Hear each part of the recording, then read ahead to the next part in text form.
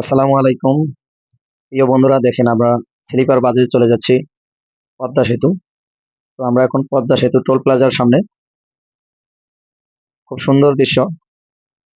একটু ঘুরে বেড়াবেন আপনারা। ঘর থেকে বের হয়ে দেখেন কত সুন্দর দেখা যায় আমাদের বাংলাদেশ, কত সুন্দর। পদ্মা সেতুর উপরে উঠলাম তো, এত সুন্দর জায়গা বলার মতো না। না দেখলে বিশ্বাস করতে পারবেন না আসলে এই জায়গার যে প্রাকৃতিক বাতাস। আমরা নেমে আসলাম পদ্মা পার থেকে, আবার চলে যাচ্ছি আমরা ভাঙ্গায়। তো আসলে ভাঙ্গা ইন্টারচেঞ্জ ফ্লাইওভার কিরকম দেখতে সেটা আমরা দেখতে আসলাম, খুব সুন্দর।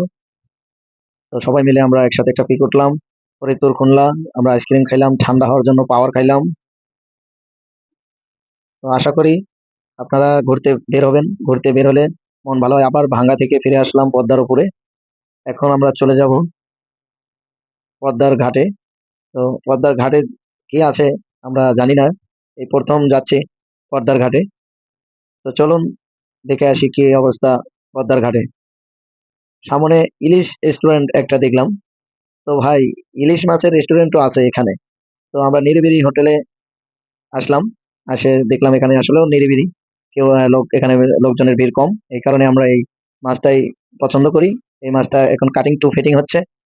কাটিং টু ফিটিং দেওয়ার পরে আমরা এই মাছটিকে আরো মাছ খেতে চাই, কিন্তু আমার এক মুরব্বী বললো ওয়াও, সেই কাঁকড়া। তো আমার সাথে যে মুরব্বী আছে উনি বললো না, এটা ছোট কাঁকড়া, এটা খাওয়া যাবে না, আমরা বড় কাঁকড়া খাবো। তো এতক্ষণে আমাদের ইলিশ মাছ ভাজা হয়ে গেছে। বড় ভাই সেই সুন্দর লাড়ালাড়ি করছে। আমাদের এখন ইলিশ মাছ ভাজা খাওয়া শুরু হয়ে যাবে। আমাদের এই টেবিল সাজানো হচ্ছে, টেবিল সাজানো হয়ে গেছে এখন। তো খাওয়া দাওয়া শেষ করে চলে আসলাম আমরা পদ্মার ঘাটে। পদ্মার ঘাটে এসে একটু চিন্তা করলাম, তো নৌকায় উঠবো না স্পিড বোটে উঠবো। তো আমরা স্পিড বোট নিয়ে নিলাম। স্পিড বোটে খুব সুন্দর বাতাস পাওয়া যায়, অনেক মানে সময়ও সাশ্রয় হয়। এই সময় বাঁচানোর জন্যই আমরা স্পিড বোটটি নিয়েছি। তো পদ্মার উপরের থেকে ব্রিজের নিচে অনেক সুন্দর ভিউ, এত সুন্দর লাগে, বাতাসটা মনোমুগ্ধকর। এই বাতাস সচরাচর কোনো জায়গায় নেই।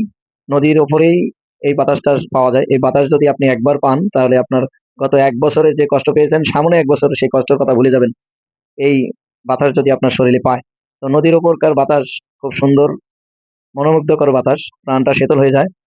তো সেখানে আসলাম, দুই একটা সেলফি উঠলাম। সেলফি উঠে আবার পদ্মা ব্রিজকে বিদায় জানালাম। সবাই আসবেন ঘুরতে, ভালো লাগবে। ফ্যামিলি নিয়ে আসবেন ইনশাআল্লাহ। ধন্যবাদ সবাইকে।